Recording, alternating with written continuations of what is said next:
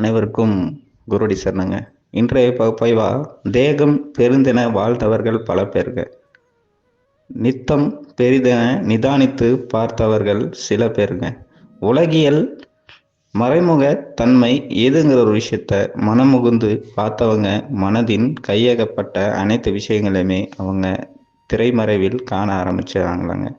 தனக்கான முகமாய் ஒன்று இங்கு எங்கே மறைக்கப்பட்டுள்ளது, அந்த முகத்தின் மறுமுகம் எது என்பதனை காண வேண்டுமெனில் தன் அகத்துக்குள் மறையப்பட்டிருக்க ஈசனின் முகம் எது என்பதனை நீங்க அனைவருமே முதல்ல காண வேண்டுங்க.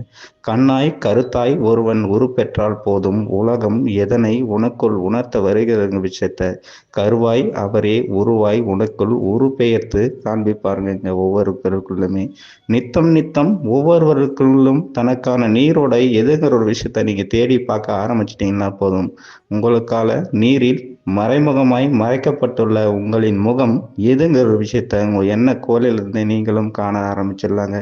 ஓடுவது எதுவாயினும் உனக்காக ஒன்று பிறப்பெடுத்தது இவ்வுலகில் உனக்குள்ளே மறைக்கப்பட்டுள்ளது.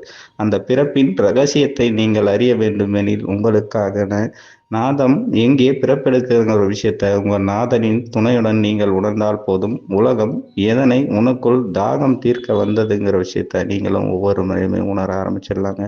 தன்னிறைவாய் எதனை நீ நிறை பெற்றாயோ அந்நிறைவாய் நீ அதனுள் மறைக்கப்படுவாய். அனைவருக்கும் குறைவை சொன்னங்க.